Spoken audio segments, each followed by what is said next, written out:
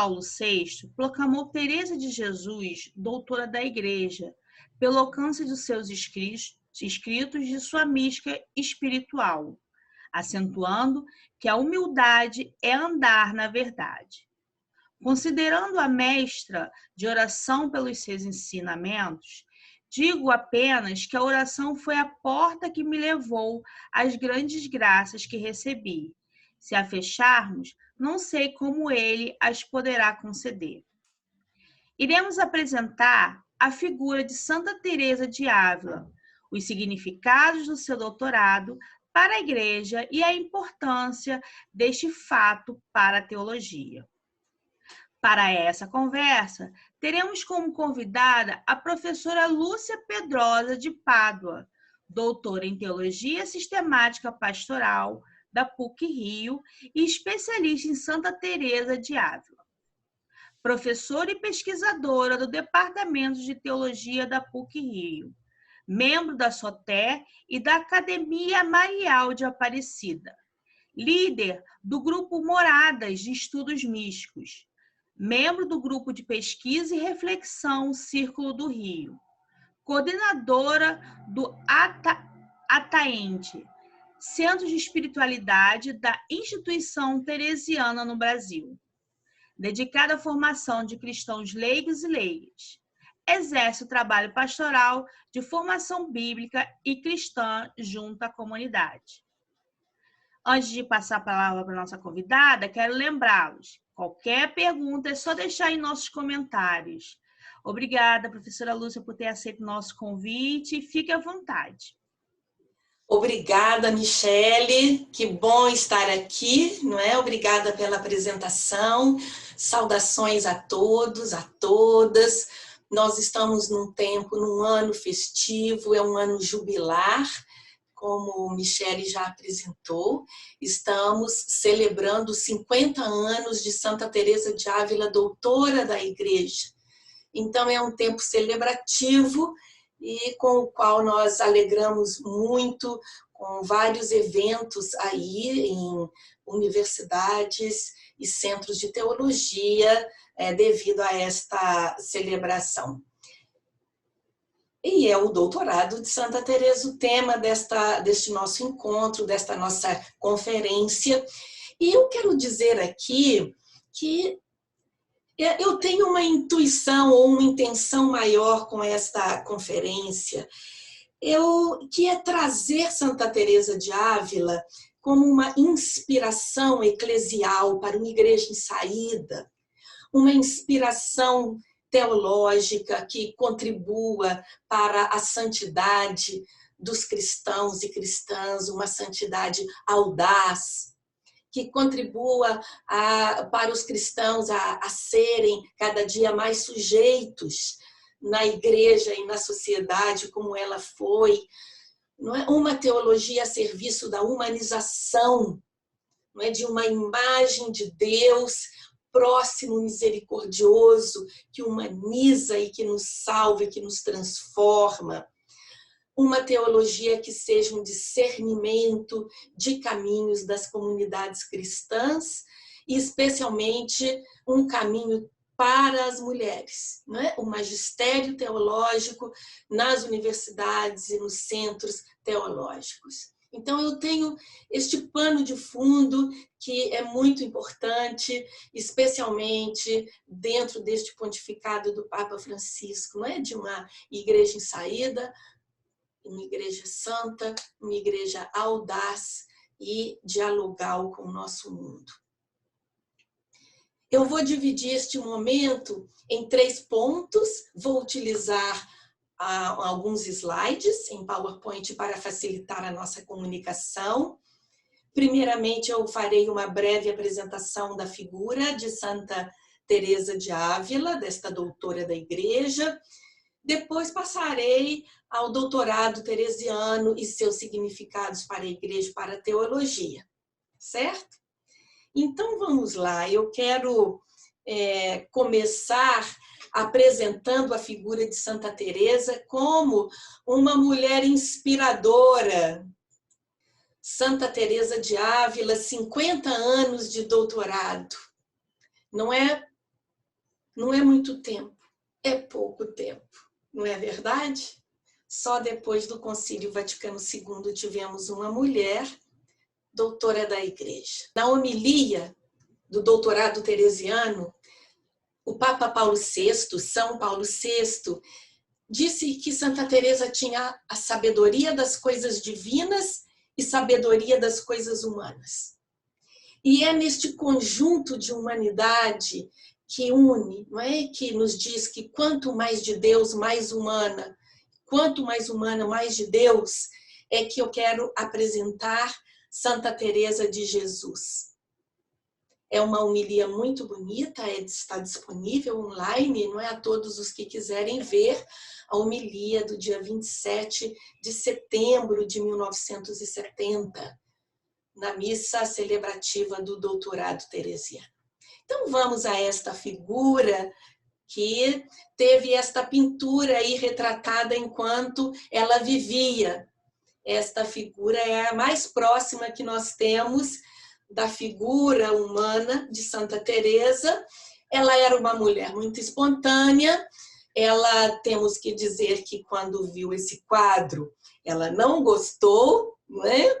Ela olhou para o pintor que se chamava Juan de la Miséria e disse assim para ele: Deus te perdoe, porque me pintaste muito feia. Então a gente percebe que é uma mulher humana, dialogal, divertida e tinha uma autoestima, e uma autoestima que foi aprofundada por sua grande experiência de Deus. Esta mulher que é ao mesmo tempo uma figura humana, inspiradora e atual. Sabemos, ela foi uma espanhola carmelita, viveu um tempo de um grande poder político e econômico da Espanha. Nós chamamos o século XVI espanhol como o século de ouro, com conquistas expansionistas, geográficas, avanços importantes no terreno da filosofia, da literatura, da cultura, da ciência. Mas Santa Teresa logo percebeu que para mulheres audazes, corajosas, como ela, eram, como ela dizia, tempos réfios, que significa tempos duros, tempos difíceis.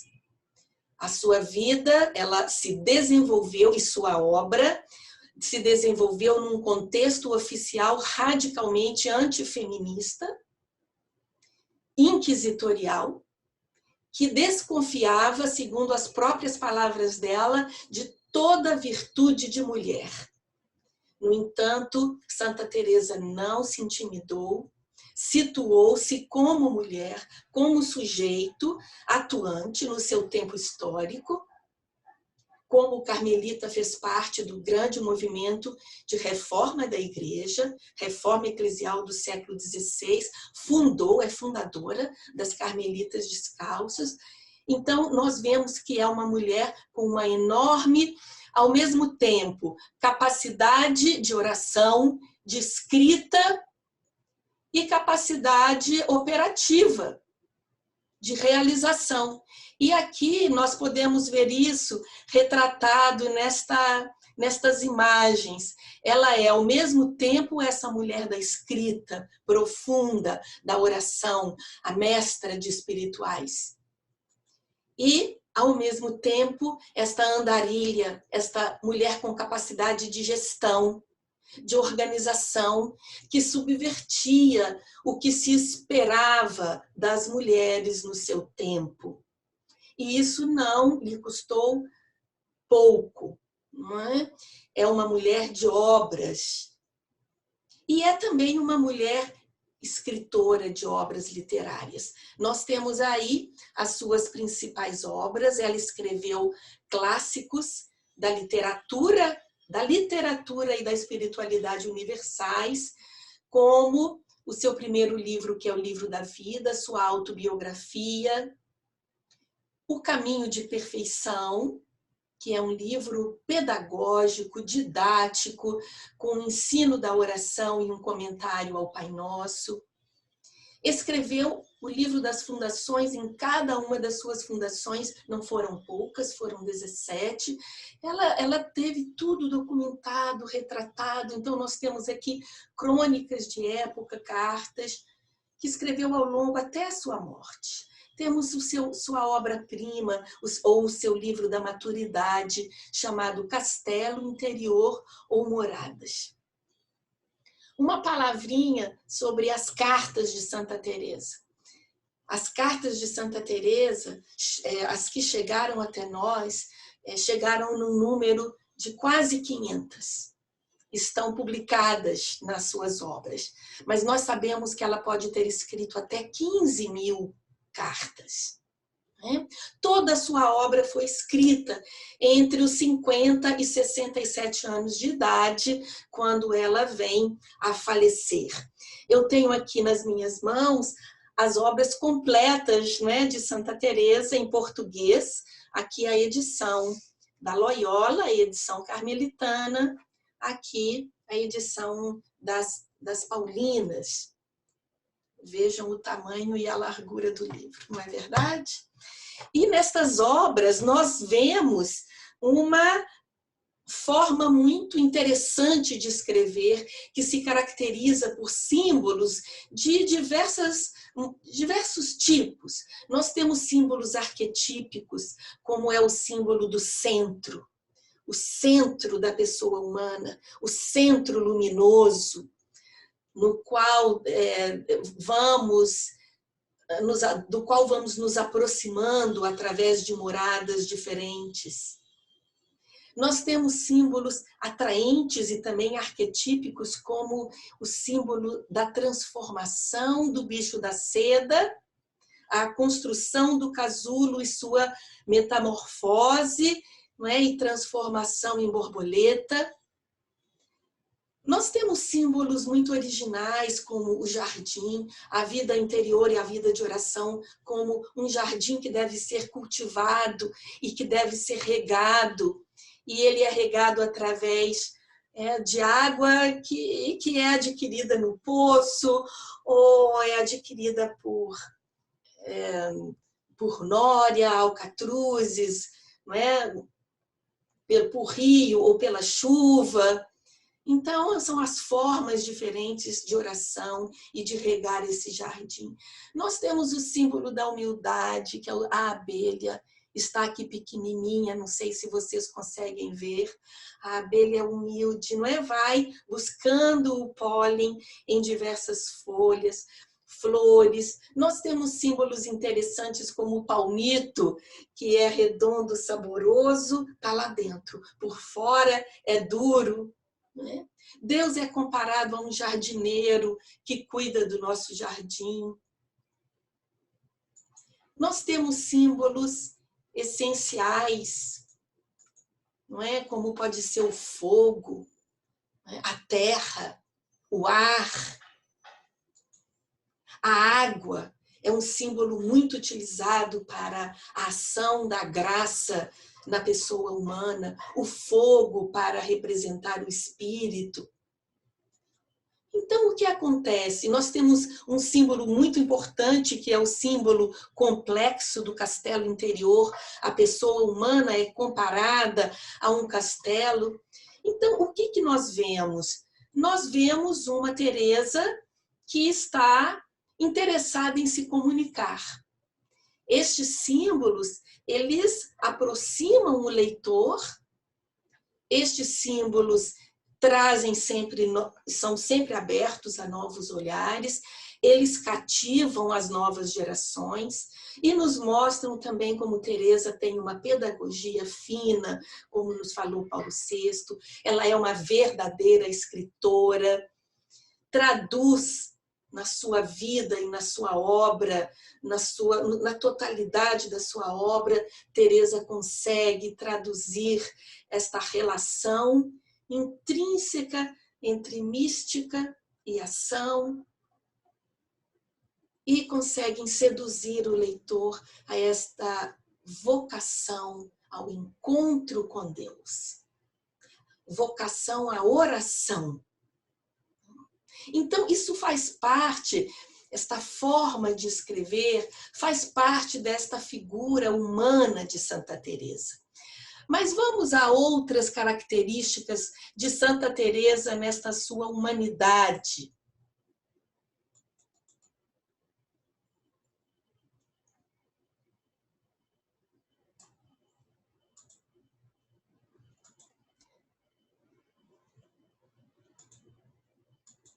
Vamos lá, não é? Teresa é uma mulher amiga da amizade. É a forma dela definir a oração, um trato de amizade com quem sabemos que nos ama. Aí nós temos Teresa tratando de amizade com São João da Cruz. E Teresa era uma mestra da amizade, não é? Da forma de tratamento humano. Vejam como ela estava interessada na qualidade das relações. Que coisa mais atual nesse nosso tempo de redes sociais. Ela vai dizer e vai escrever lá no Caminho de Perfeição: quanto mais santas, mais conversáveis, irmãs. A santidade para Santa Teresa estava muito mais relacionada à capacidade de relação, diálogo, encontro com Deus e com os demais, do que com uma ascese, um esforço que afasta muitas vezes as pessoas de Deus. Teresa cuida, não é, da vida cotidiana das pessoas, da amizade, da comunicação, não é? Da saúde.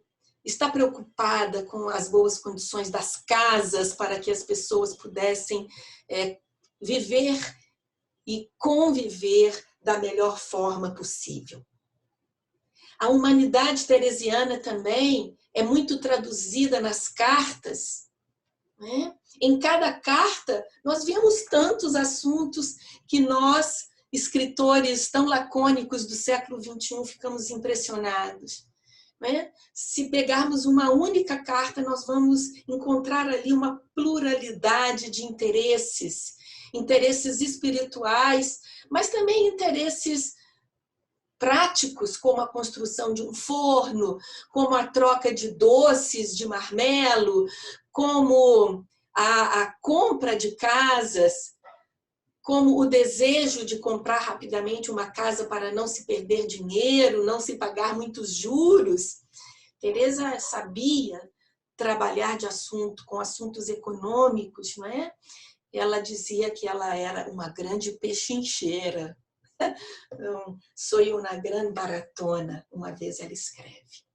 Conversa com as pessoas, fala dos casamentos, conversa com seus sobrinhos, conversa, pede para o irmão para não abrir a carta dos sobrinhos, acompanha os sobrinhos netos em seus romances, em seus desejos de casamento. Comenta a comida, fala do atum, né? Então, isso, quem quiser, né, se aproximar da obra teresiana através das cartas, vai ver como que a santidade é amiga da amizade e do amor. Ao mesmo tempo, há um lado de Santa Teresa que é muito interessante, que é o seu interesse pela saúde, muito retratado nas cartas. Há estudos que nos dizem que colocam Teresa como uma mestra em medicina natural. Vejam só. Como ela não tinha boa saúde, nunca teve, ela conheceu receitas caseiras, folhas e ervas para fazer infusões, aquelas que deveriam ser queimadas para favorecer o ambiente. Numa carta, por exemplo, ela vai dizer: tirei um pouco da resina de uma planta. Serve para fazer umas pastilhas com açúcar rosado que fazem muito bem aos resfriados. Isso ela escreve à sua amiga Maria de São José, uma grande amiga. Embora nunca tivesse tido uma boa saúde, ela vai dizer que ela vai dizer: considero-me com muita saúde quando eu só tenho o ordinário, os males ordinários. Então, ela cuidava de si, sabia se cuidar e sabia cuidar também dos demais, não é? Oferecendo sua experiência, não é? Com atenção à saúde da mulher. A sua mãe, aos 33 anos, falecera depois de 9 partos. Teresa sabia bem os problemas que afetavam, especialmente as mulheres, não é? Cuidava dos detalhes. Não é? Nós temos uma carta bonita em que ela envia um forninho para o seu tio, porque ela escreve assim: como ele fica muito tempo dentro das igrejas, deve sentir muito frio nas mãos. Então, ela envia lá um pequeno braseiro manual para ajudar ao seu tio. Teresa estava atenta, embora não seja anterior à psicologia moderna, nós temos nas suas obras grandes intuições psicológicas, né? Sobre a tristeza, sobre a melancolia, da qual que ela procurava combater com todas as forças.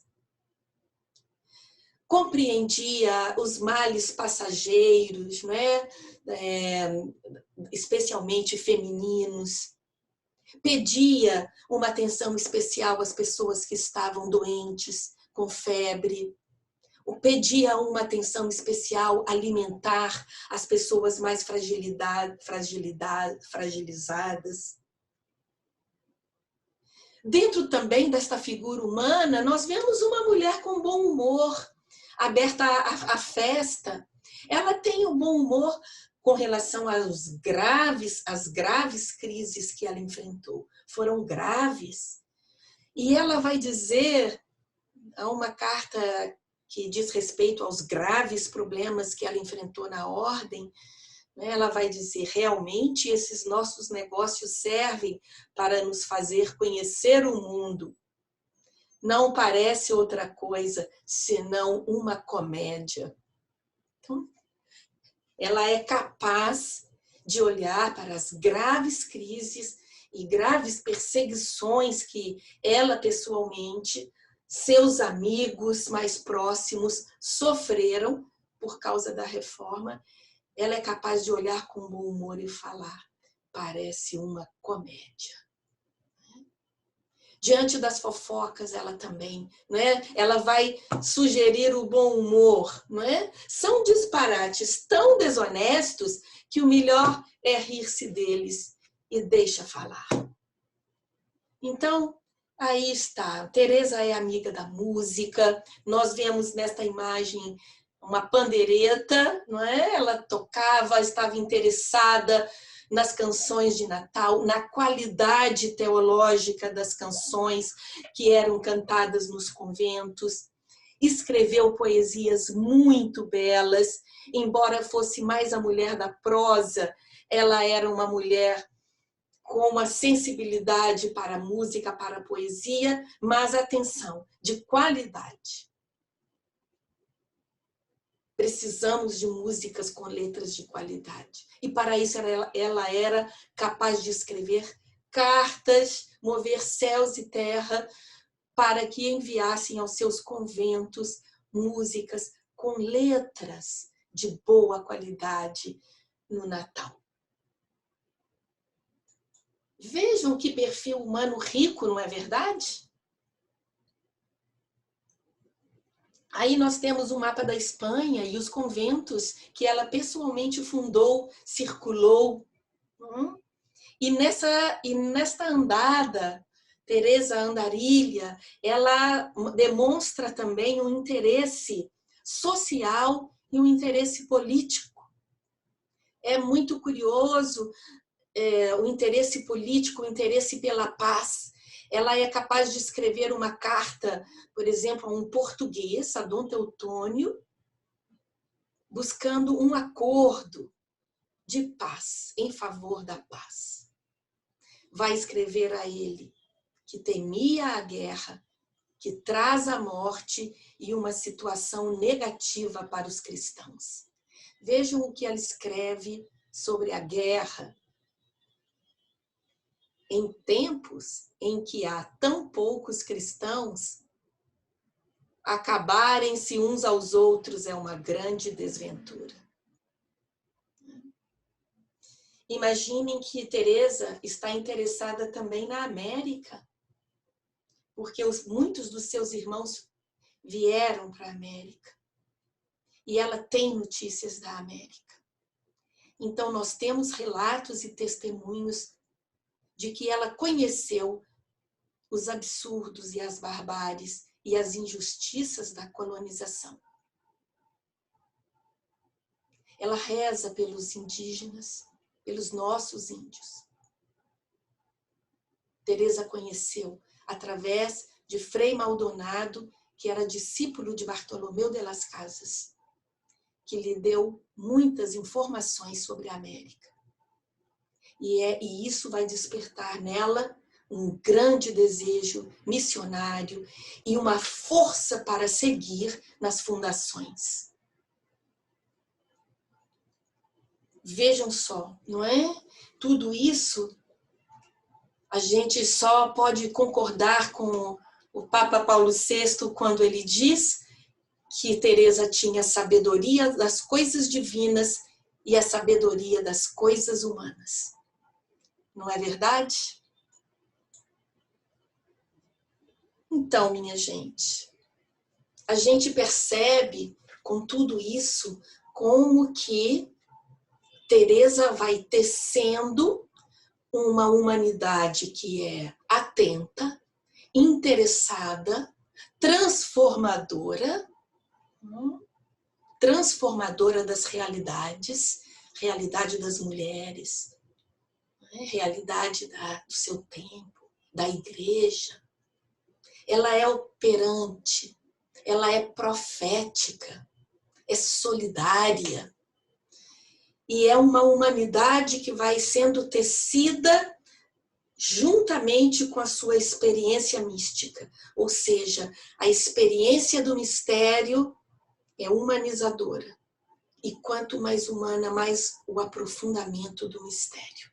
Quanto mais a pessoa adentra no seu castelo interior para encontrar-se com Deus, mais a pessoa cresce em autoconhecimento, descobrindo suas próprias debilidades, mas também suas potencialidades para agir nesta igreja e nesse nosso mundo.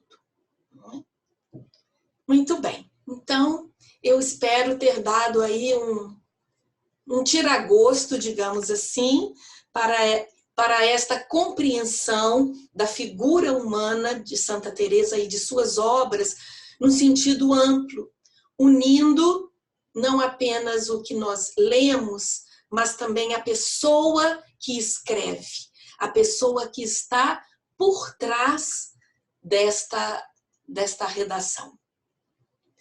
Então, vamos dar um passo a mais. Vamos passar ao doutorado teresiano.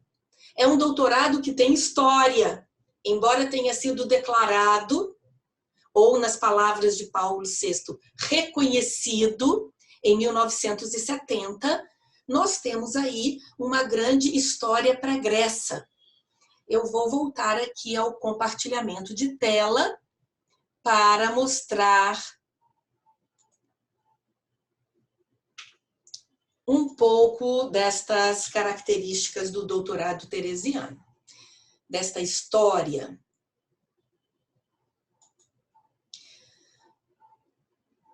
Observem aí esses dados tão interessantes que foram compilados pelo grande teresianista, o maior teresianista do século XX, o padre Tomás Álvares, falecido há pouco tempo. Observem o número de edições totais ou parciais das obras teresianas.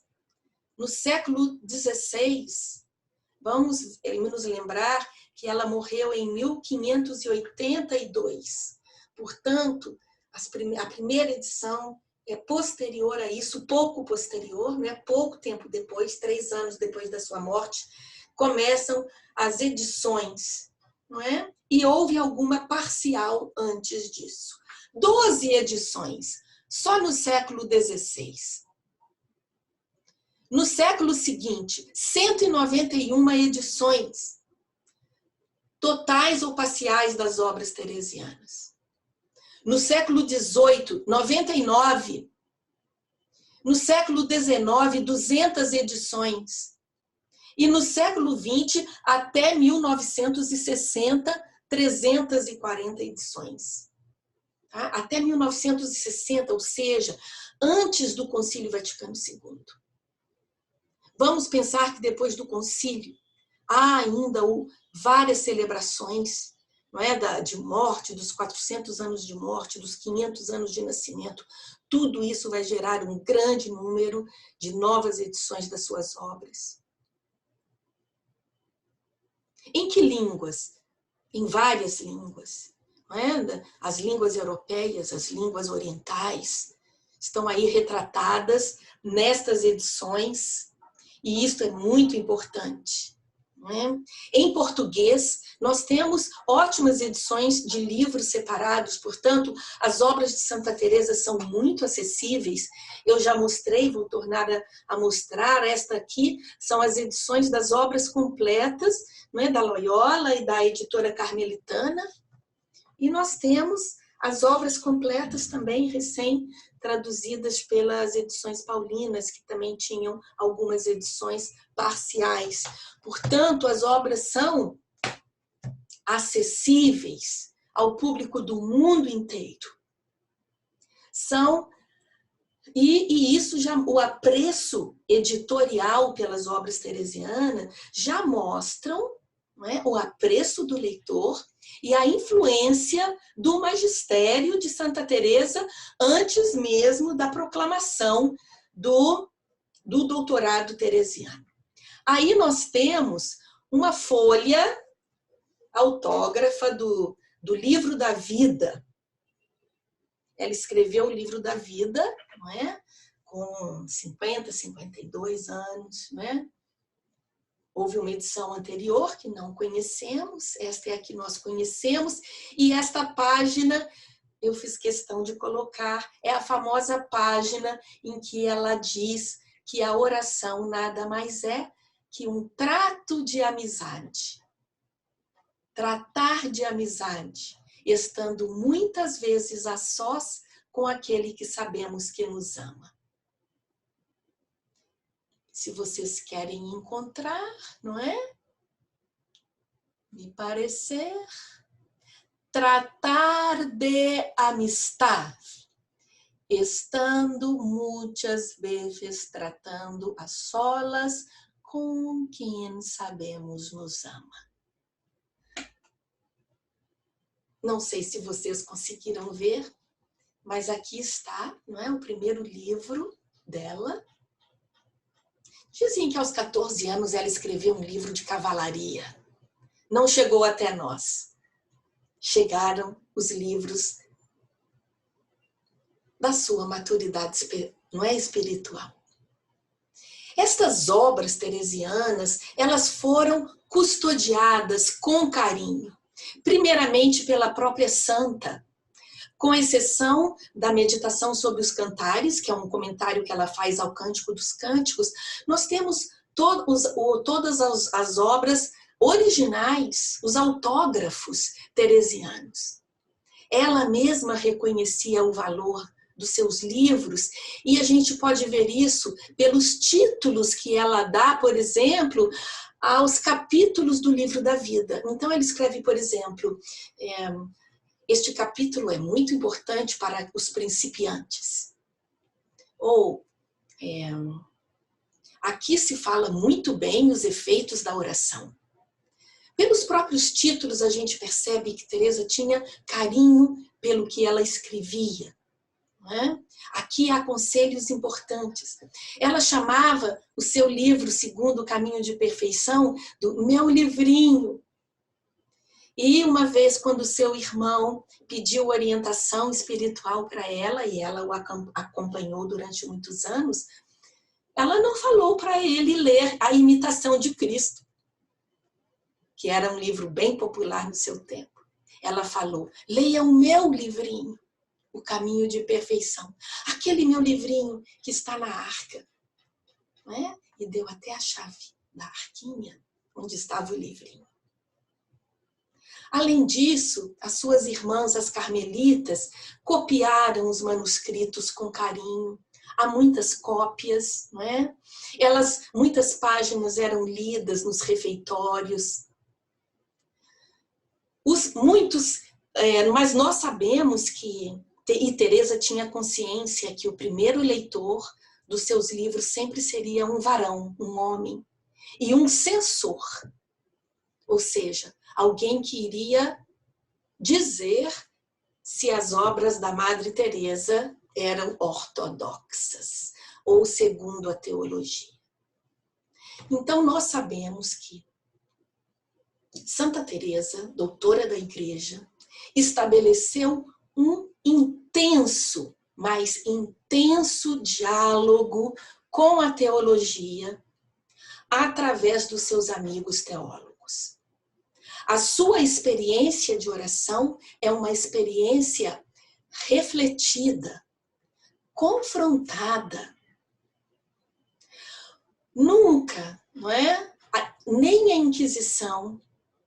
Inquisição que leu, não é, o livro da vida, o seu livro da vida foi levado para a Inquisição, ele recebeu o New Obstat do dominicano Domingo Banhas, famoso pela disputa sobre a graça. É ele quem lê este livro da vida como censor.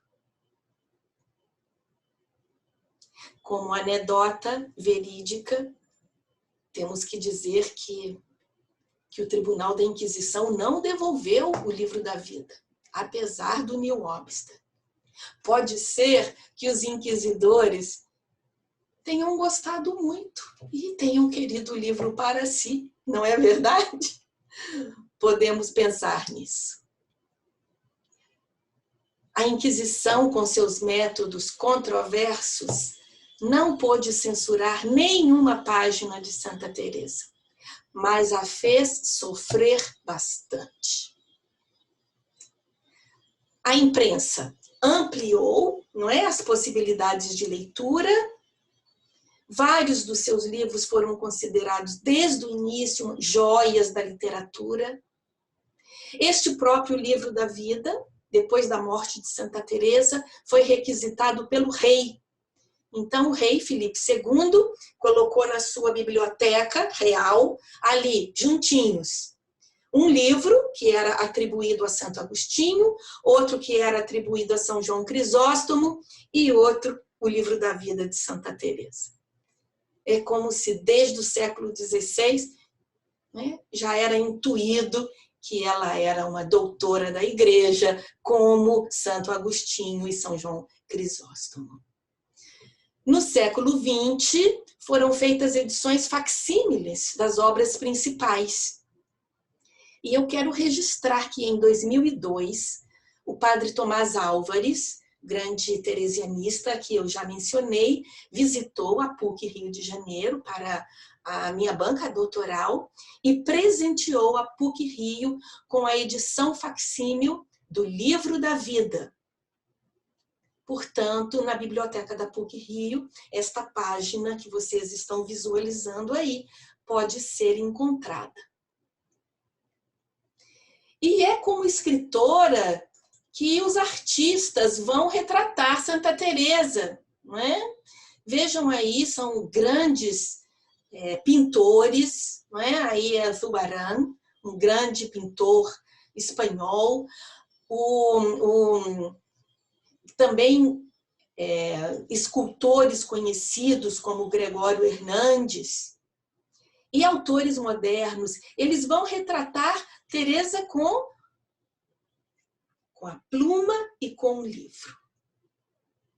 Quem tiver a oportunidade de ir ao Museu de Santa Teresa em Ávila, vai ver como lá no século XVI, XVII, Santa Teresa já era retratada falando da cátedra da Universidade de Salamanca, onde lecionavam estes grandes teólogos com os quais ela tratou ao longo de sua vida.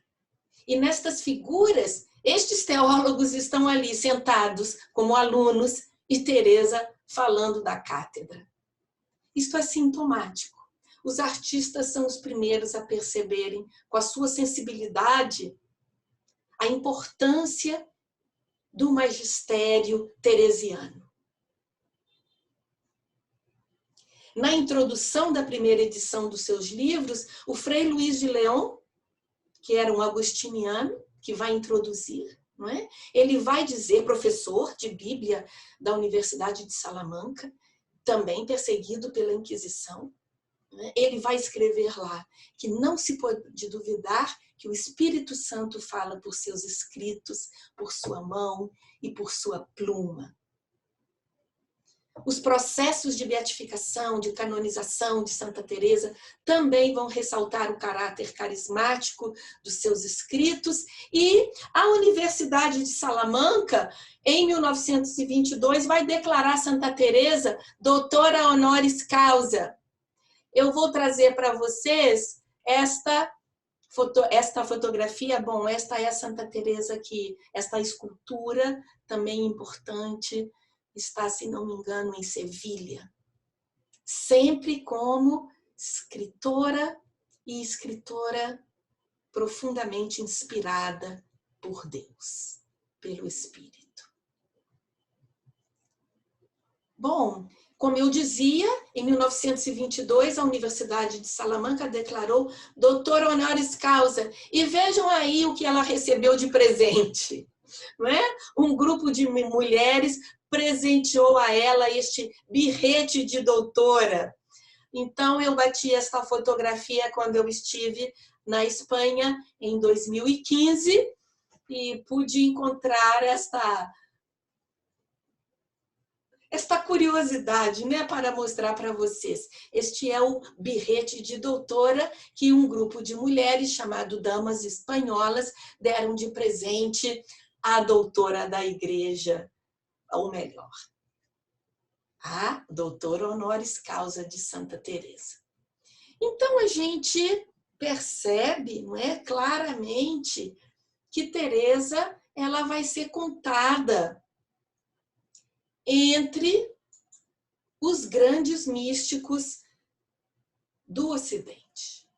E a sua atuação, ela está enraizada na sua forte experiência mística, experiência de Deus.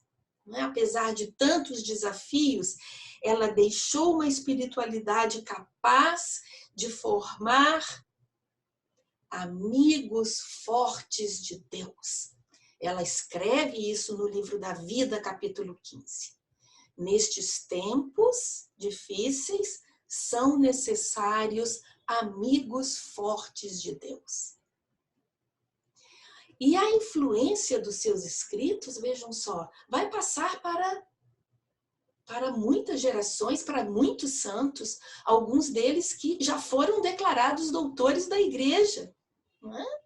Vai influenciar a vida de São João da Cruz, no século XVII de São Francisco de Sales, depois de Santo Afonso Maria de Ligório, que são santos que foram declarados doutores da igreja e que explicitamente falaram da influência que receberam de Santa Teresa, das obras da espiritualidade de Santa Teresa de Jesus. A espiritualidade também vai influenciar várias escolas espirituais, Santa Teresinha do Menino Jesus, Charles de Foucault, não é? Influencia tantas congregações religiosas, tantos fundadores, grupos laicais, paróquias, não é? Uma gnóstica ilustre, viva, não é? Atual, grande pensadora, Júlia Kristeva, dedicou mais de 600 páginas a Santa Teresa, um livro que foi traduzido ao espanhol com o título de Teresa, Amor Mío. Pio XII, ele foi interpelado no século XX a declará-la doutora da igreja por motivo do doutorado de São João da Cruz. Não é? Então, aqui volto a compartilhar a tela. não é? Por que Santa Teresa não foi declarada doutora da Igreja antes, não é? O motivo está aí, é o motivo que deu Pio XII. Não é? O motivo foi obstat sexus. Este é o motivo, não é? Obstat sexus. O sexo impede. Não é? O sexo impede. Mulher não pode ser declarada doutora da Igreja. Não? Então, qual foi o motivo dela não ser declarada doutora da Igreja antes? Obstat sexus. O sexo impede.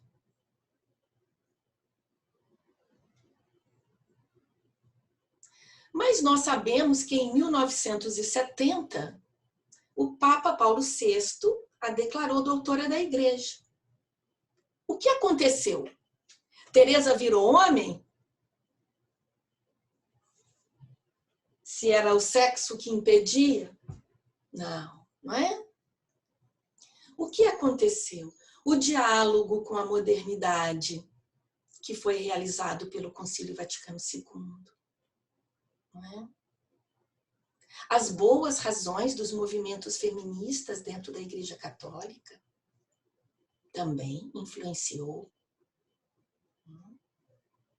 A nova pneumatologia, o Concílio Vaticano II.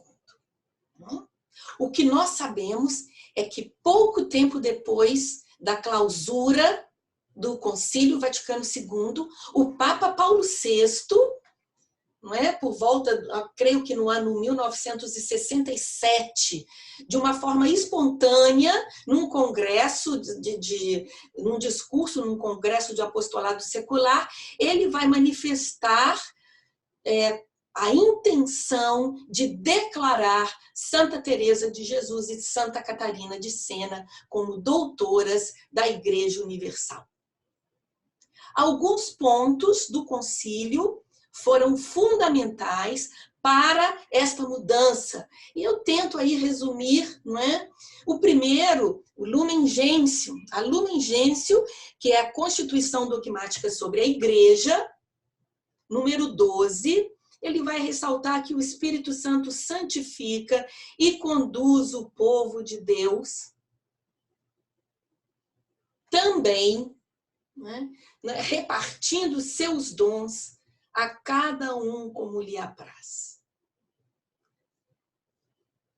Seguindo, torna aptos e prontos a tomarem sobre si vários ofícios e trabalhos. Ou seja, o Espírito Santo não faz discriminação nos seus dons. Ele não discrimina as mulheres. Não é? Ele orna com seus dons também as mulheres. Isto, o concílio, é a pneumatologia do Concílio Vaticano II. Isso que é paulino, não é? Que nos parece óbvio agora, foi necessário que fosse explicitamente dito no concílio para que fosse aberto um caminho ao magistério teológico das mulheres na Igreja. Também, outro elemento importante é esse que está aí. E podemos ver retratado na Dei Verbum 8, que, em resumo, é a valorização da experiência mística como um carisma eclesial que enriquece a tradição, a compreensão das coisas e a compreensão da palavra de Deus. Vamos ler aí a Dei Verbum 8. Cresce, com efeito, a compreensão tanto das coisas como das palavras transmitidas, seja pela contemplação e estudo dos que creem, os quais as meditam em seu coração, seja pela íntima compreensão que desfrutam das coisas espirituais. Isso fez com que a experiência, né, e uma experiência refletida como é a de Santa Teresa, pudesse ser vista em sua função profética. como uma participação na função profética de Cristo, um serviço à renovação da igreja, um serviço à renovação da espiritualidade, um enriquecimento na compreensão e transmissão da revelação. Portanto, a mística é um serviço à igreja, é um serviço à teologia, é um testemunho vivo de Cristo no mundo. Trata-se do reconhecimento do aspecto carismático experiencial no magistério institucional. Teresa é declarada institucionalmente, oficialmente doutora da igreja. Por quê? Se reconhece oficialmente, não é, o seu munus magisterial, e embora ela não tenha estudado teologia, ela teve uma experiência discernida, refletida e redatada. Para ser doutor da igreja, é preciso um saber teológico notório, né? Um saber de grande vulto. Né? São pessoas que sobressaem no seu brilho doutrinário. É o caso dos escritos teresianos. Né? E eu quero trazer aqui uma expressão de Rahner aos que ensinam mística. Quem ensina mística ocupa-se de teologia. Falar a partir da revelação, quem fala de mística fala a partir da revelação, comunica interiormente algo à igreja para a edificação dos que creem em Cristo. Portanto, a teologia mística é teologia e ela vem sendo cada vez mais dialogada com a teologia sistemática. Não é? O doutorado teresiano traz à luz a importância da experiência pessoal do mistério, não é? Dessa experiência refletida. Não é?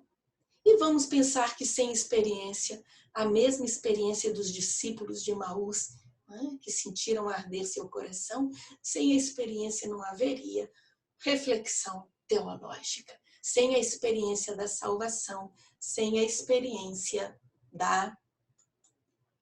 de Deus. Muito bem, não é?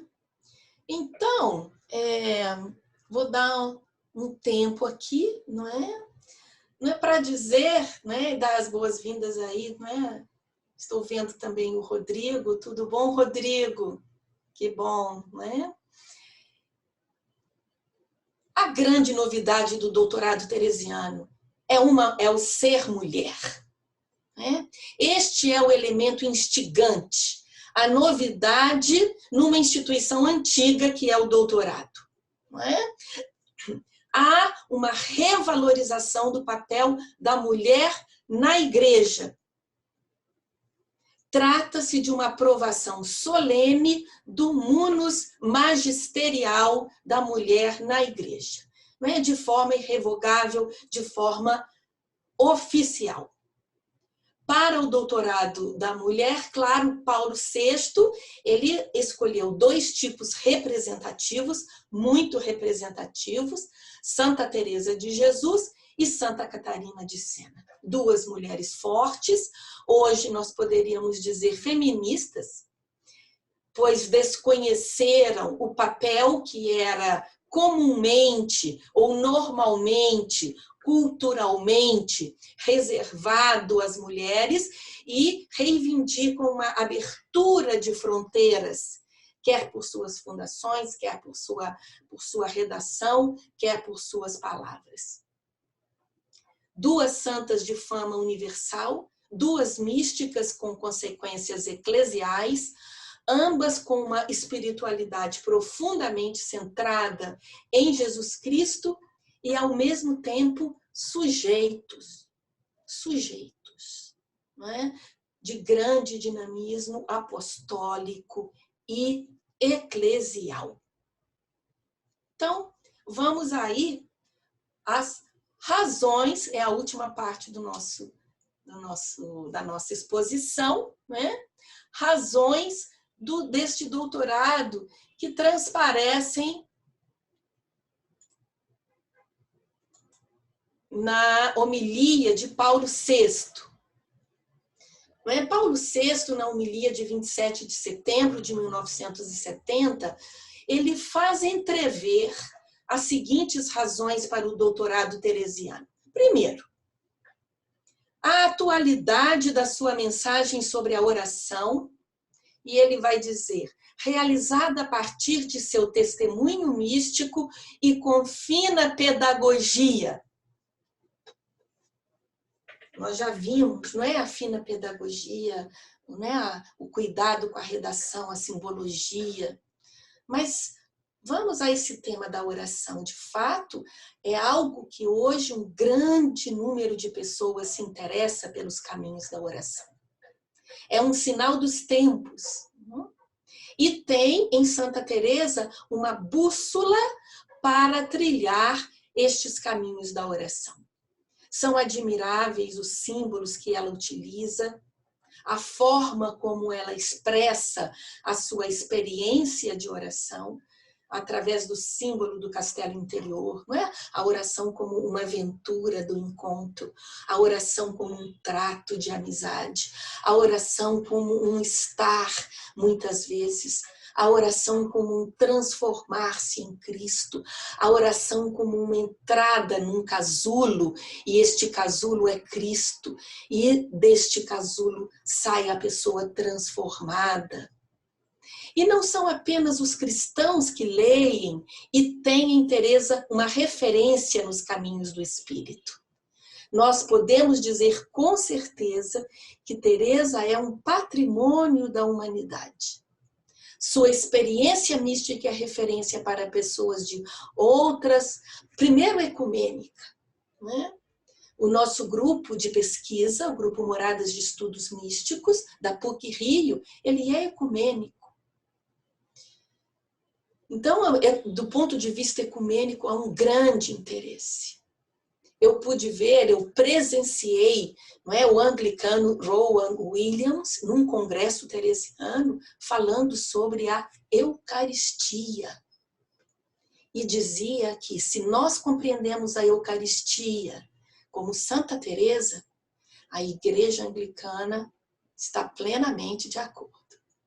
Então vejam só o alcance ecumênico, não apenas ecumênico, mas interreligioso, e até mesmo com as pessoas de boa vontade, cientistas, né, importantes. Falei da Júlia Kristeva, mas coloco também Jung, foi um grande interessado por Santa Teresa.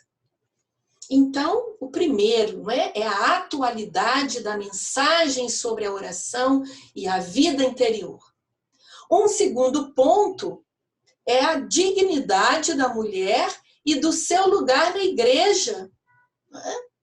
No doutorado teresiano, mostra-se que a mulher é importante para a transmissão e aprofundamento da mensagem do Evangelho e da doutrina teológico-espiritual. É um terreno milenarmente ocupado, não é, pelos homens, que é o terreno teológico, especificamente teológico. Eu quero dizer que Teresa sempre escreveu com humildade, sempre escreveu com sabedoria e autoridade. Soube convencer e mesmo seduzir os grandes teólogos do seu tempo, né? E eu quero registrar que não foram poucas as censuras que ela recebeu em suas obras, né? Eu quero mostrar para vocês uma página do Caminho de Perfeição, primeira redação, que foi censurada, que falava sobre as mulheres. É esta página. Estas duas páginas, não é? O que vocês estão vendo aqui, rabiscado, é a censura. Não é? O teólogo, amigo de Santa Teresa, quando leu esta página, ficou horrorizado. E para proteger Santa Teresa, rabiscou assim, horizontalmente, e assim, em forma de M. O que Santa Teresa dizia aí? Não é? Aí, minha gente, nós temos uma oração. O que foi censurado foi uma oração endereçada a Jesus Cristo. Nesta oração, Teresa desabafa a sua indignação diante da situação da mulher. Ela diz aí que elas não podem falar em público aquilo que elas choram em segredo. Ela diz nesta oração que Jesus é um justo juiz e não como os juízes deste mundo, que afinal são todos varões e não há virtude de mulher que eles não tenham por suspeita.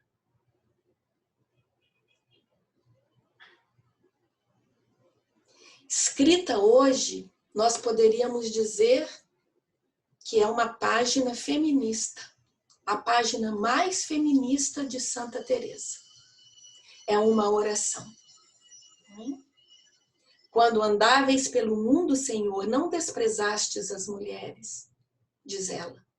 Ao contrário, sempre as favorecestes com piedade e encontrastes nelas muito amor e mais fé que nos homens, pois estava lá vossa Santíssima Mãe.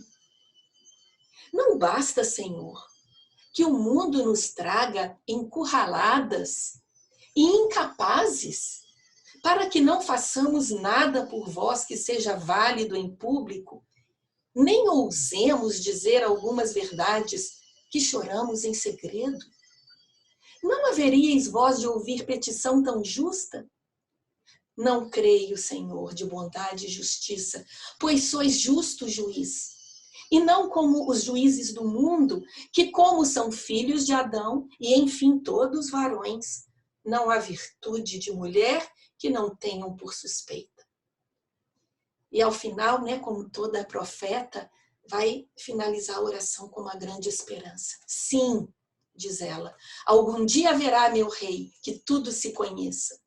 Não falo por mim, pois o mundo já conheceu a minha ruindade e eu folgado que seja pública.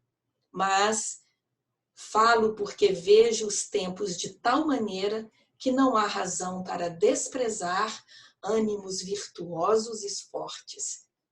E finaliza com uma certa ironia, mesmo que sejam de mulheres. Então, quero dizer que censuras como estas, na obra teresiana, há várias. Observações nas suas páginas, né? Riscos e rabiscos. E aí vocês podem me perguntar, como que nós hoje conseguimos ler esta página? E a história foi muito interessante, porque no final do século XVIII, houve uma edição, que é esta edição aí, em litografia, e o que aconteceu? O tempo foi favorável a Santa Teresa. A tinta que Santa Teresa utilizava para escrever sempre era uma tinta muito boa, rica em ferro. E a tinta do seu amigo, que riscou e censurou, era uma tinta menos rica.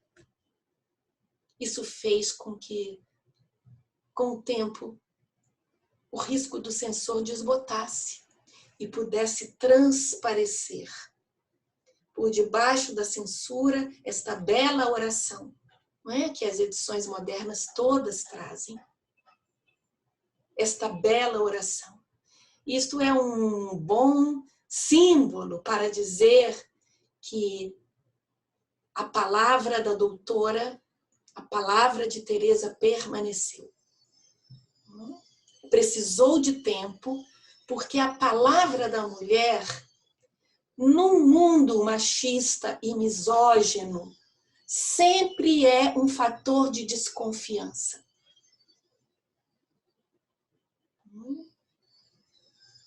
Então, depois de perguntar às mulheres, alguém fala, então eu vou perguntar para um homem, quem sabe, né, para confirmar.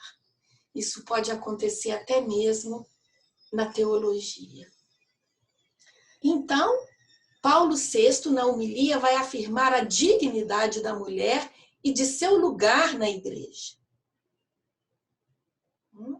E também o seu sentido da igreja. Nós sabemos que uma das últimas frases de Santa Teresa foi: enfim, morro filha da igreja. É uma expressão que ela fala no seu leito de morte. Então, esta Teresa, que teve tantos amigos teólogos, ela também teve aqueles que desconfiassem dela, que achassem que ela era contra a igreja. Nós temos um testemunho de época que é de um núncio apostólico. Esse núncio apostólico falou, e Santa Teresa soube disso, não é? E disse de forma pejorativa que Teresa era uma mulher inquieta e andarilha, desobediente e contumaz, que a título de devoção inventava más doutrinas, andando fora da clausura, contra a ordem do Concílio Tridentino e prelados, ensinando como mestra contra o que ensinou São Paulo, que mandou que mulheres não ensinassem. Esse foi o veredito do núncio, um núncio apostólico. Teresa soube. E teve uma reação muito lúcida, não é? Não eram tempos fáceis, porque este veredito tira de Teresa a eclesialidade. Este veredito fala que Teresa é uma mulher contra os costumes, contra a cultura da época, contra a Bíblia, contra o que falava São Paulo, contra o Concílio de Trento, contra a ordem, contra os prelados, ou seja, muito negativo. Teresa vai se empenhar, dizendo aos seus amigos e colaboradores que, por favor, informem ao núncio, que lhe informem. Ele está muito equivocado.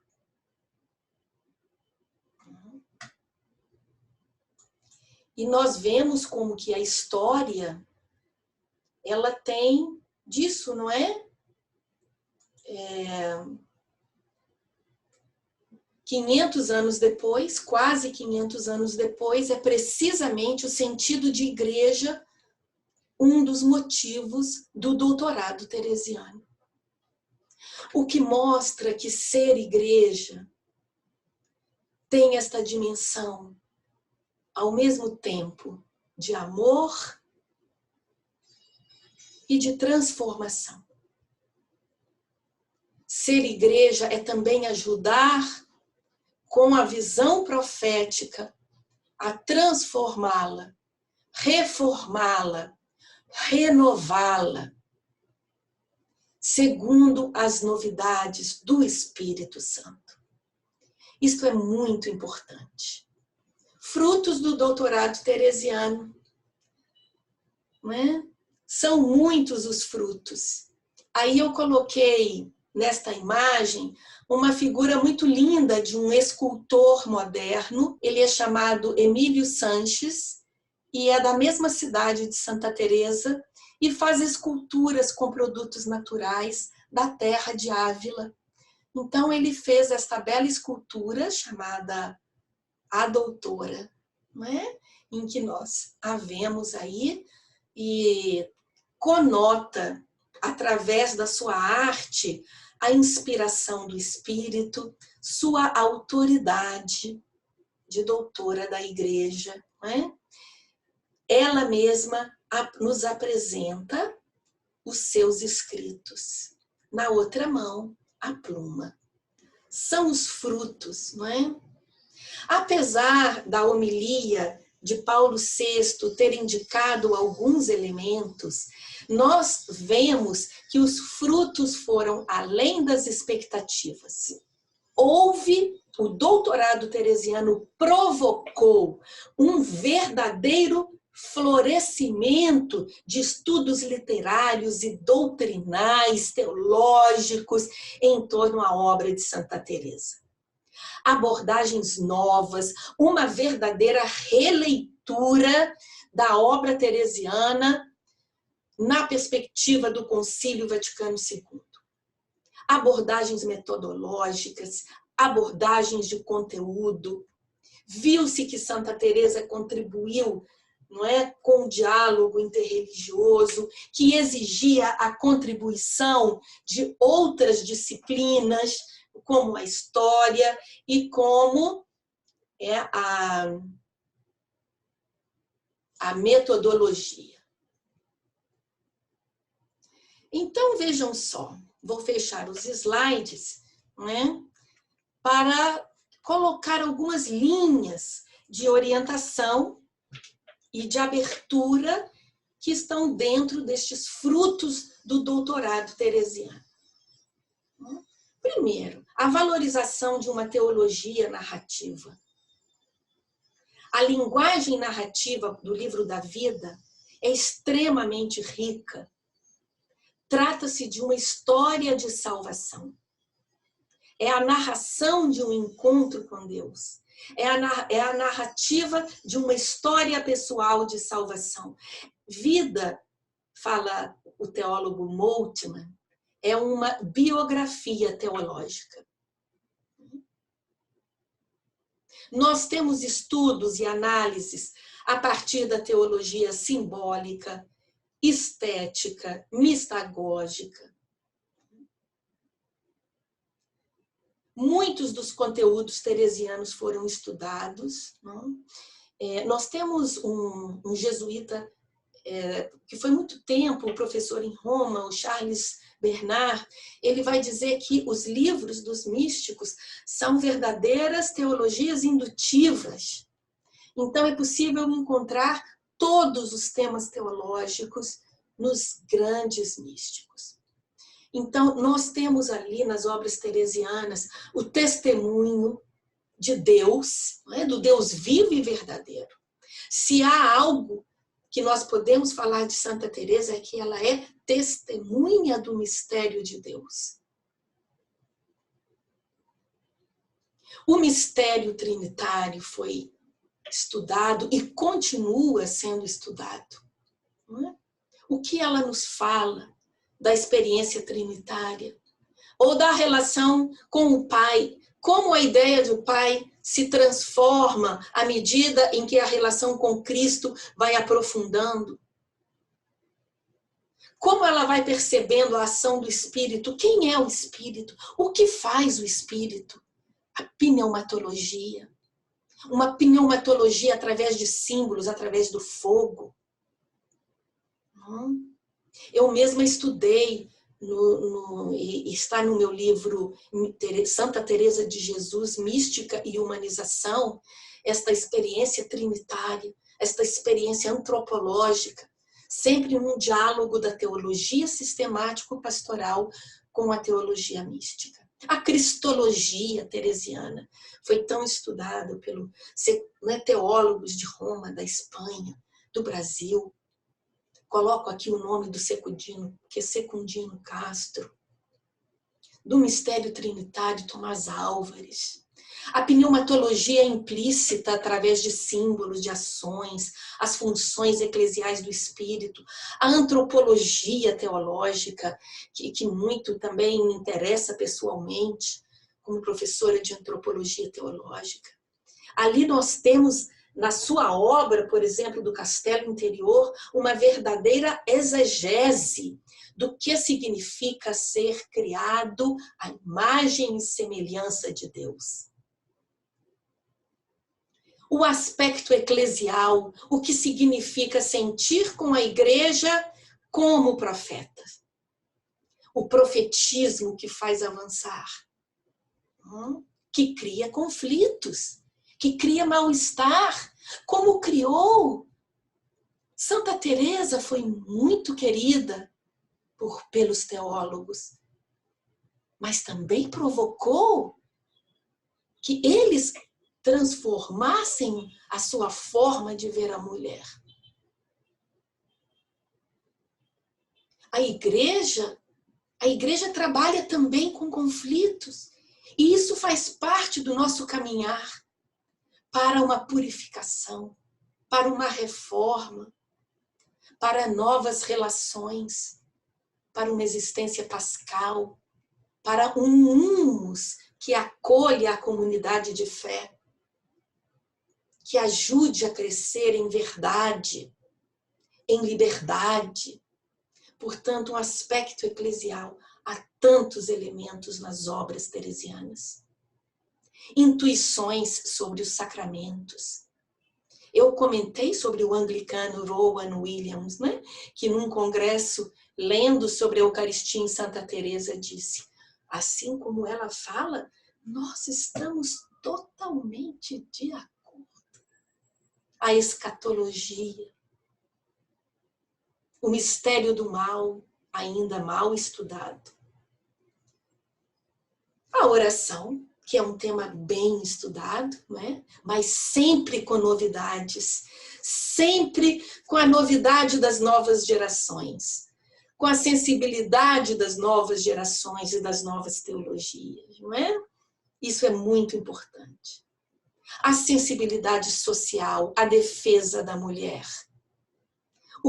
a relação entre profetismo e eclesialidade.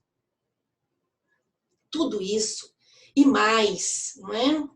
Uma mística salvífica, uma mística soteriológica de encontro com Cristo que provoca uma profunda transformação pessoal e em todas as relações. Mística da redenção e da transformação da pessoa, que vai superando, sanando o egoísmo, a omissão, a covardia, rumo a uma santidade mais audaz, mais ousada, libertadora, capaz de formar amigos fortes de Deus, sujeitos verdadeiros, sujeitos eclesiais, como fala o documento de Aparecida, sujeitos na igreja e na sociedade.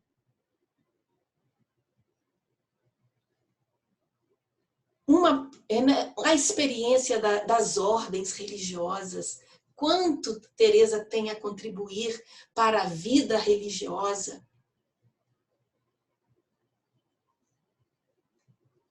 Como o encontro com Cristo reconfigura a própria ideia, a noção de Deus, algo tão urgente na nossa teologia.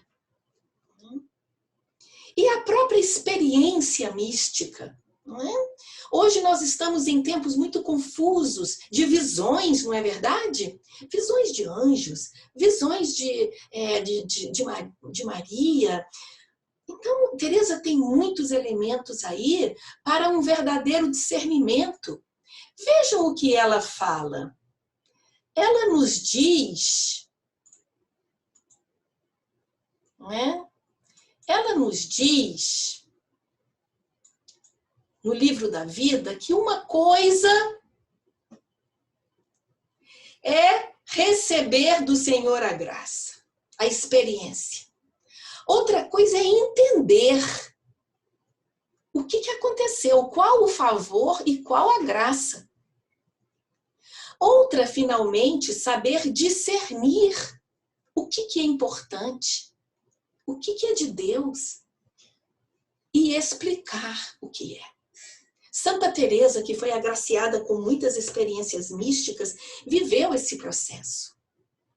Então, a graça recebida, ela tem que ser compreendida, não é? E compreendida teologicamente, com humildade, no diálogo com a teologia.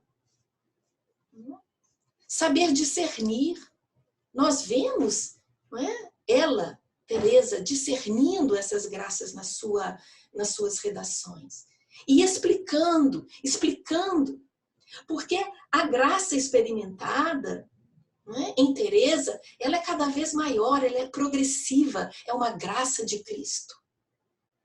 Mas ela, lá como hoje, ela também é condicionada pela cultura, pelas imagens, pela cosmovisão de anjos e demônios, lá do século XVI, né? Pela linguagem, pelas experiências culturais, pela visão de mulher. Tudo isso condiciona a própria compreensão, o discernimento. É preciso discernir, não é? Por trás do fenômeno, o que Deus quer falar? E qual que é o efeito transformador? Não é? Teresa vai dizer, é na prova do amor que nós sabemos se a experiência é verdadeira ou não.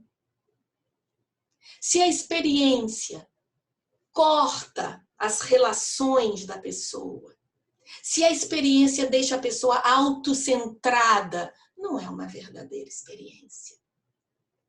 Se nós não vemos o amor, não pode ser uma verdadeira experiência de Deus. O critério é a humildade e o amor, mas que amor?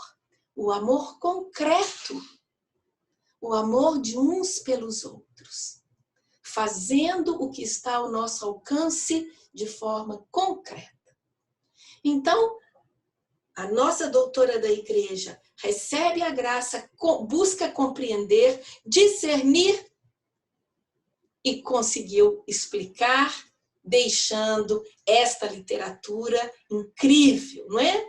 Escrita com esta pedagogia, evitando subjetivismos, evitando tolices, evitando abobamentos, é uma expressão dela, não é? Ela vai dizer assim, de devoções tolas, livrai-nos Deus. Teresa era amiga da ciência, não é? Ela tende ao essencial, ela tende ao amor, o amor concreto.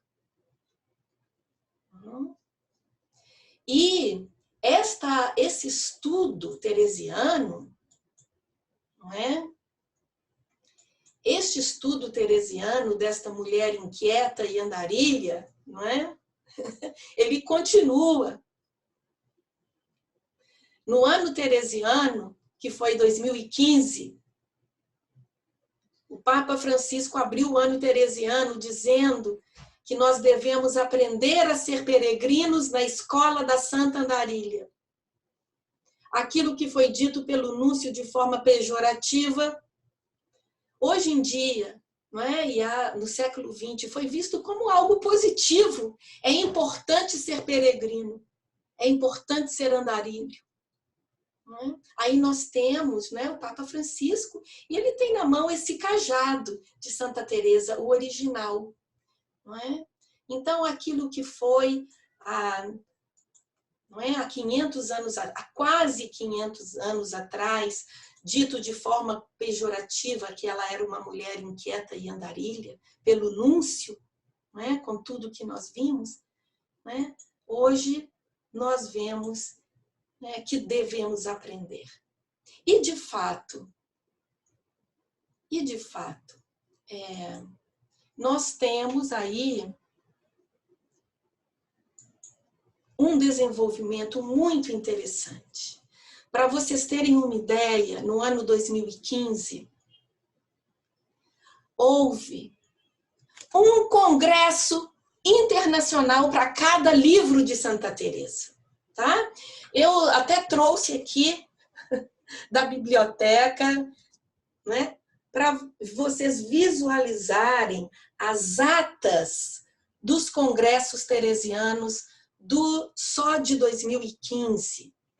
Só do Castelo Interior, aqui estão as atas, dos estudos. Então, a cada geração, os estudos vão se renovando. não é?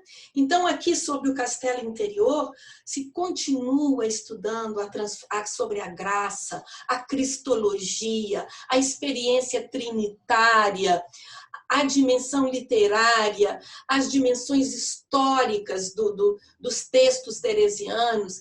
Além disso, aprofundam-se os estudos interreligiosos, não é? De Santa Teresa com o hinduísmo, com as experiências budistas, com as experiências sufistas, muçulmanas, e etc. Nós temos também uma interdisciplinaridade com a história, com a psicologia. Há vários estudos, eu tenho percebido, com essas tendências das meditações, do mindfulness, por exemplo. Então, há um desenvolvimento que não parou, que continua. Tudo isto são frutos teológicos, espirituais do doutorado teresiano. Isso é uma boa nova, não é verdade? Temos também que registrar que a PUC-Rio ela tem sido um polo de estudos teresianos em vários níveis. Não é? Nós temos um grupo de pesquisa, que é o Grupo Moradas de Estudos Místicos, que fez uma importante publicação, Santa Teresa Mística para o Nosso Tempo. Foi uma importante publicação, reconhecida em outros programas de doutorado e citada nas bibliografias do ano teresiano, em Roma. Nós temos várias teses doutorais defendidas com estudos diversos, ora em diálogo com espiritualidades de outros santos modernos, ou com temas, o ano passado, não, neste próprio mesmo ano, não é? Houve um frei carmelita que aprofundou nas contribuições da obra teresiana para se pensar a evangelização, a nova evangelização numa igreja em saída. Muito interessante. Não é? Já tivemos defesa sobre, numa perspectiva e num diálogo com a psicologia, o castelo interior e a psicologia. E tivemos estudado a questão da mulher em nível de mestrado e o que a obra teresiana pode trazer de novo. Tivemos estudos muito interessantes na iniciação científica, né, no nível de graduação, 4 estudos na iniciação científica de alunos de graduação. Na graduação tivemos monografias interessantes. Então, o que isso quer dizer? Isso mostra a vitalidade de um doutorado. Isto mostra a força, não é, de um doutorado reconhecido oficialmente. É o que o Papa Paulo VI diz. Declaramos, ou melhor, reconhecemos Santa Teresa de Ávila, doutora da Igreja. Então, aí nós ficamos com esse convite do Papa Francisco a entrarmos na escola da Santa Andarilha e sermos todos peregrinos. Essa peregrinação da fé, como viveu Santa Teresa, como viveu Maria, a Mãe do Senhor, que Santa Teresa tanto amou, tanto amou. Maria humana dos Evangelhos e a Virgem soberana, de forma interligada. A gente encerra dizendo que o doutorado teresiano nos provoca e fortalece a figura de Santa Teresa, convida a novas dinâmicas interiores, pessoais, não é? Como o autoconhecimento, uma conversão real, Não é? Papa Francisco tem falado tanto do neopelagianismo, do neognosticismo, do mundanismo espiritual. Estamos nesse mundo aí, aporofobia, tantas fobias, cultura da morte, transformação interior e ética, abertura a Deus e às pessoas, renovação das relações. Santa Teresa convida novas dinâmicas no interior da igreja, com criatividade, com fidelidade, com respeito, com reconhecimento. Para ela, o mundo está pegando fogo. Não é tempo de tratar com Deus assuntos de pouca importância, e isso exige o compromisso de cada um. Portanto, é um convite a uma teologia integrada e humanizadora, atenta à palavra de Deus, às pessoas e a este mundo. Que esta doutora da igreja nos ajude a abrir estas dinâmicas novas numa igreja reformada e numa teologia sempre viva. E a PUC-Rio quer contribuir com isso. Muito obrigada. Aqui termino. Mas... Obrigada, professora, por sua participação. A gente agora vai abrir para as dúvidas. Já temos algumas perguntas. O Rodrigo vai, então, passar as perguntas para a senhora poder estar respondendo ao nosso público. Tá certo. Olá, professora. Bom dia mais uma vez. Bom dia, Michele. Bom dia ao público.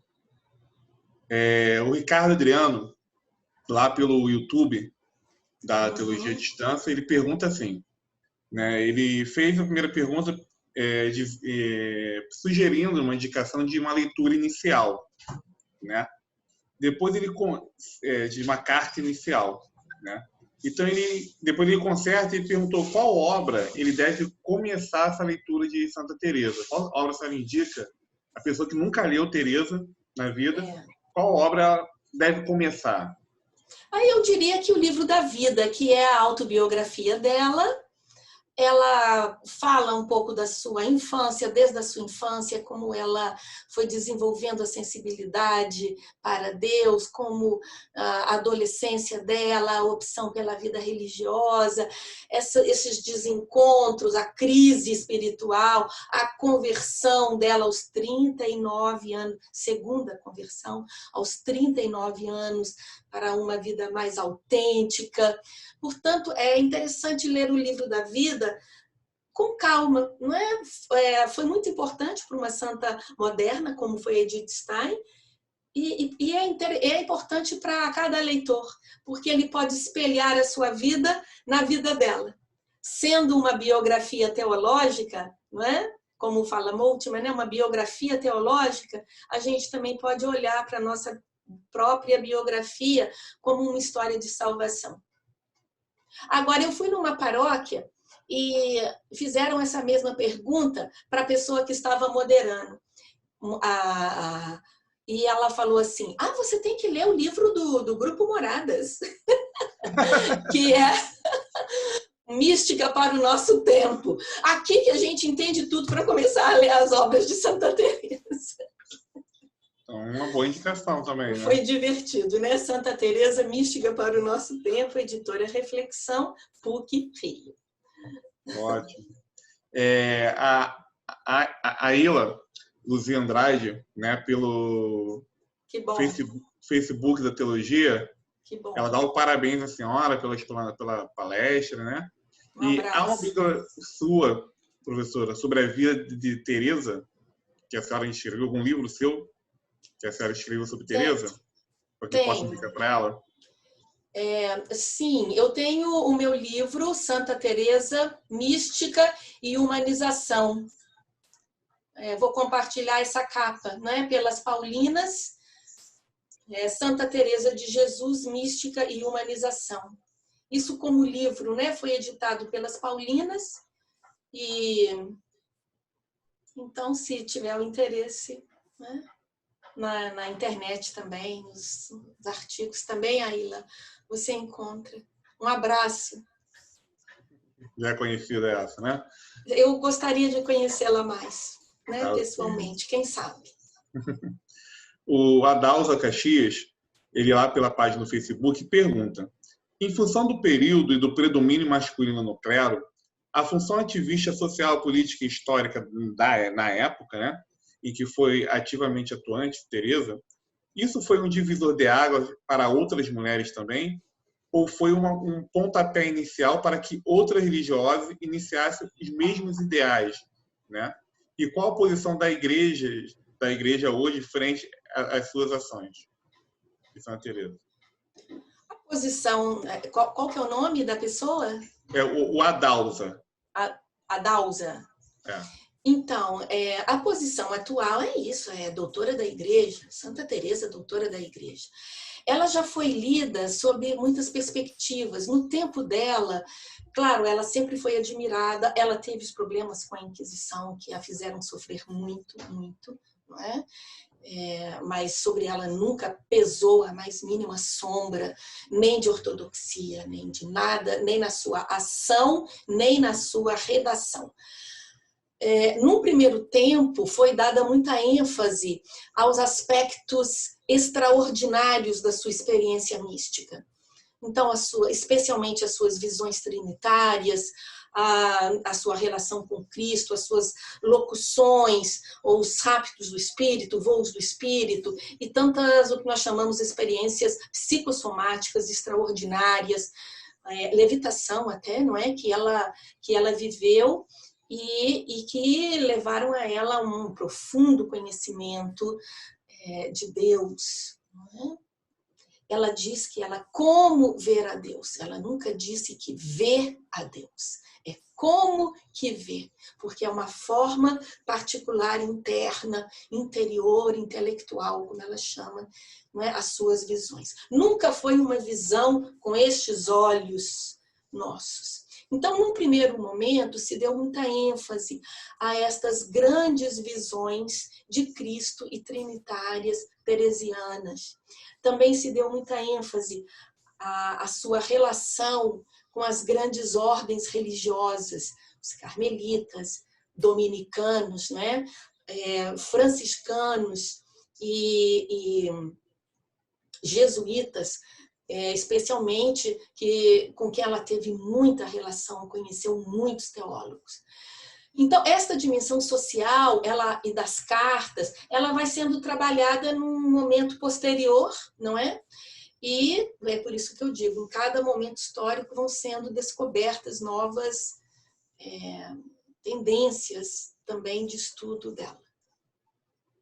Obrigado. Por isso, essa é a grande riqueza. A própria oração que eu apresentei na conferência foi uma oração descoberta no século XVIII.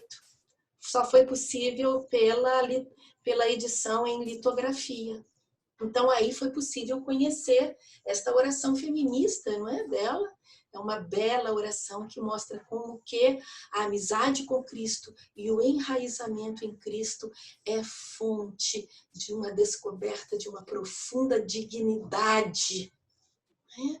Capaz que faz com que a pessoa possa brigar com o mundo para afirmá-la. Entendi. E aproveitando, né, o gancho da oração, a Mônica Nardi, que nos acompanha lá pelo YouTube, abraço, Mônica, né, conheço de muita longa data, ela fala assim, ela pergunta, né, essa oração, né, que foi censurada e tal, ela já consta hoje nas edições depois do Concílio Vaticano II? Como é que... Consta, sim, claro. Nós sabemos, o Caminho de Perfeição, o livro Caminho de Perfeição, tem 2 redações. A primeira redação, ela foi tão censurada que ao invés dela simplesmente tirar o que foi censurado, ela escreveu outro livro. Então, nós temos realmente 2 livros, não é, com características semelhantes. O primeiro mais espontâneo, não é?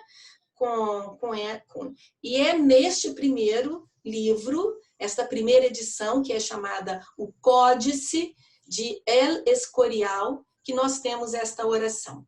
E o caminho de perfeição, que é mais comum, que está em algumas obras, que é esse daqui, que é a segunda redação, onde não está essa oração, que é o códice que está em Valladolid, na cidade de Valladolid. Mas uma edição como essa aqui das Paulinas, e outras, em espanhol a gente tem completos um e outro. Em português, infelizmente, nós não temos completo a primeira redação. Mas nós temos vários trechos da primeira redação incorporadas na edição da segunda redação. É o caso dessa edição aqui das Paulinas e também da Loyola. Tá? Esta oração especificamente só entrou nessa daqui, das Paulinas. Obrigada. Mas é comum, não, que isso é estudado, não vou dizer muito estudado, porque são estudos muito específicos, não é? Com bibliografias muito específicas para entrar nas searas, mas eu penso que vale a pena. Não é? Os estudos teresianos, e eu acho que eu tenho orgulho disso, né? Ser teresianista e entrar nestes detalhes que nos ajudam, não é, Mônica? Por então falar, né, dessa questão da amizade, né, que eu falei com essa Mônica há um tempo, a Sueli Simões fala uma pergunta em relação à amizade. Né? Na amizade de Santa Teresa com São João da Cruz e São Pedro Alcântara, é interessante ver o quanto compartilhavam de ideias, inclusive ideias reformadoras. A amizade caracteriza o perfil e a espiritualidade de Teresa? A amizade caracteriza a oração teresiana, o perfil teresiano, as comunidades teresianas e o legado teresiano e o doutorado teresiano. É um tema, para ela a oração é relação, é diálogo, é uma conversa, é um trato de amizade. E é uma conversa que faz crescer. Isto é a oração pessoal para Santa Teresa. Então, a amizade tem que ser cultivada, ela tem que fazer crescer, não é? E isto faz parte do magistério teresiano sobre a oração. Esta dimensão, ela foi reconhecida, inclusive essa perspectiva entrou no catecismo da Igreja Católica, na última exortação do Papa Francisco sobre a santidade, Gaudete et Exsultate, ele vai destacar Santa Teresa de Jesus precisamente no seu magistério sobre a oração. A oração como tratar de amizade, estando muitas vezes a sós com quem sabemos que nos ama. Então, esta forma da oração também se traduz nas relações de amizade.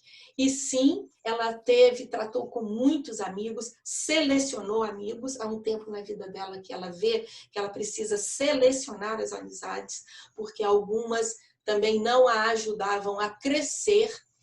E você citou aí duas muito importantes, São Pedro de Alcântara, que era o Frei Pedro, né? Com quem ela tratou muito sobre a oração e muito a ajudou. Acredito que a recíproca tenha sido verdadeira. Ele é citado textualmente no livro da vida e ela cita muito poucas pessoas. Ela só cita o Frei Pedro e o Duque de Gandia como nomes, não é? No livro da vida. E veja só, os dois serão santos, não é? Com São João da Cruz, quantas coisas ela pôde compartilhar pelos caminhos da vida, pelas trocas, na defesa dele. Ele esteve preso por causa da reforma dela. Ele só não morreu porque fugiu da prisão. Foi torturado psicologicamente. Teresa tem que escrever ao rei, intercedendo por ele. Mas não é por causa da carta ao rei que ele consegue sair da prisão, mas é porque, de fato, ele consegue fugir. Então, a amizade é uma amizade que é cultivada num projeto comum, né? Olhando numa direção de uma nova igreja, de uma nova espiritualidade mais autêntica e mais viva. São as grandes, as verdadeiras amizades, né, que fazem crescer. Muito obrigada, isso é muito importante. Obrigada pela pergunta. A Lúcia Weiler, professora, né, que nos acompanha lá pelo YouTube, ela vai fazer uma pergunta sobre a área do discernimento, né? Ela pergunta assim: o que você diz sobre a espiritualidade teresiana hoje e seus desdobramentos? Há critérios de discernimento a partir da fonte original? Muitos. Há muitos critérios de discernimento no livro da vida, inúmeros conselhos para discernimento da oração, no caminho de perfeição há muitos, inúmeros conselhos. E há um estudo interessante, Lúcia, que eu considero, né? O livro das fundações é um livro de crônicas das fundações. E ali nós vemos Santa Teresa fazendo muitos discernimentos. Ela faz discernimento sobre para onde ir, que casa comprar, onde fundar, que pessoas acolher, em quem confiar. Então, assim, o que comprar? Comidas. Há uma infinidade de decisões que ela tem que tomar. E são decisões que envolvem as ordens religiosas, os provinciais. Então, olhando a igreja, não é, assim, estruturada como um todo, e as suas amizades, as pessoas com quem ela convivia para levar adiante sua obra. Então, olhando para esse livro, a gente pode encontrar tantas formas de discernimento. Por exemplo, né, que fazem parte da sabedoria teresiana. É no livro das fundações que ela vai ensinar que Deus está entre as panelas. E ela fala isso para o discernimento das irmãs. As irmãs, elas queriam estar sempre em oração, mas tinham que cozinhar, tem que limpar a casa, tem que fazer muita coisa, né? A vida não é só em oração. Então, Teresa vai refletindo sobre isso e fala: entre as panelas anda o Senhor. Ou seja, em cada situação, em toda situação, Ele está nos ajudando, nos acompanhando. Então, que a gente possa buscá-lo, né? No computador, no Zoom, né? Nas nossas lives, que a gente possa encontrá-lo nos nossos estudos, nos nossos discernimentos teológicos, como mulheres, como teólogas, porque Deus está em toda parte, não é? Está no estetoscópio, está aí não é? Na nossa, não é? Nesse tempo de pandemia, não é? Está aí presente, está presente o Senhor, dando força e nos ajudando. O discernimento é um grande ensinamento de Santa Teresa, não só com relação à oração, concluindo, né, Lúcia, como também na vida concreta, comum, cotidiana. Não é? Fundar também para os homens, ela fundou. Não é? Mas foi porque ela ouviu o coração e discerniu e colocou mãos a obras. Né? Fundou também os carmelitas descalços masculinos. Que ótima reflexão, professora. Infelizmente, pessoal, a gente vai...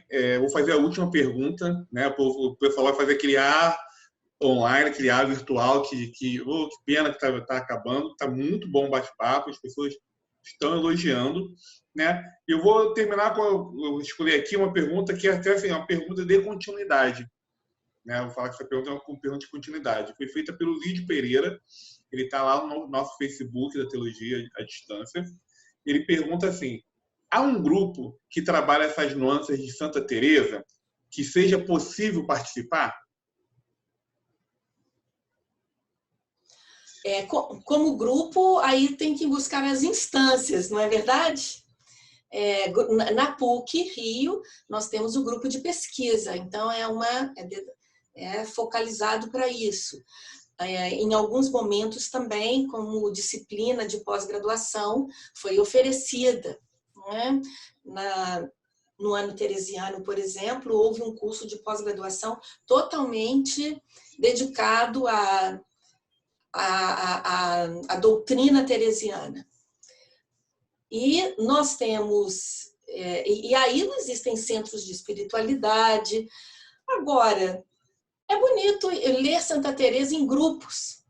Então, você que me perguntou, pode abrir o livro da vida e começa a ler em grupo. Chama 2 pessoas, 3, 4, 5, faz um Zoom, né? Busca uma bibliografia básica, vai lendo. Isso é sempre muito enriquecedor para perder o medo. É claro, é uma bibliografia do século XVI, há alguns elementos de linguagem que podem criar alguma distância, mas, fundamentalmente, a gente se encontra com algo perene que fica, porque se não fosse assim, não teríamos tantas edições. O êxito editorial significa um êxito de leitura, significa que o leitor se encontra na leitura. E se ele está em grupo, melhor, não é? E quem sabe no futuro podemos até ter uma cátedra Santa Teresa no departamento de teologia. Vamos aí. Professora, muito obrigado, né? E é um caso a pensar mesmo, né? Ter essa cátedra. E você que sentiu entusiasmo com essa palestra, com essa live, com essa conversa, né? Eu falo quando a gente senta para falar de Teresa com a senhora, a professora Lúcia, e escuta a senhora falando, cara, é uma conversa, né? Tanto que, assim, eu não consigo falar Santa Teresa, eu falo Teresa, sabe? Porque você fala de forma tão fácil, e Teresa se torna íntima da gente, sabe? Então, quero agradecer mais uma vez por mais né, estarmos juntos, né? Também fazendo um evento sobre Teresa, né? E espero que possamos continuar com esse trabalho sobre Teresa. E você que gostou da live, compartilhe, se inscreva no nosso canal aí no YouTube, no Facebook, no Instagram, tá? Da Teologia à Distância. E por quê? Para que você possa ficar por dentro das novidades, dos eventos e das nossas lives e cursos. Tá? Vem novidades aí em 2021 de novos cursos e de novas lives. A nossa próxima live será no dia 27 de novembro, com o tema A Palavra de Deus na Liturgia da Igreja. E para essa conversa, teremos como convidado o nosso professor, padre Fábio Siqueira. Entendeu? A todos um bom dia e queria só passar a palavra a Michele. Tem algo a dizer para a gente aí, Michele? Nossa, quero agradecer a todos pela presença. Não esqueçam, vamos curtir, vamos compartilhar, para que esse assunto possa ser, né, visto por outras pessoas e a evangelização vá longe. Muito obrigada à presença de todos. Muito obrigada, professora Lúcia, por ter aceitado esse convite prontamente. E aguardo vocês na próxima live. Fiquem todos com Deus. Eu que agradeço. Agradeço. Um abraço a todos, Rodrigo e Michele. Obrigada.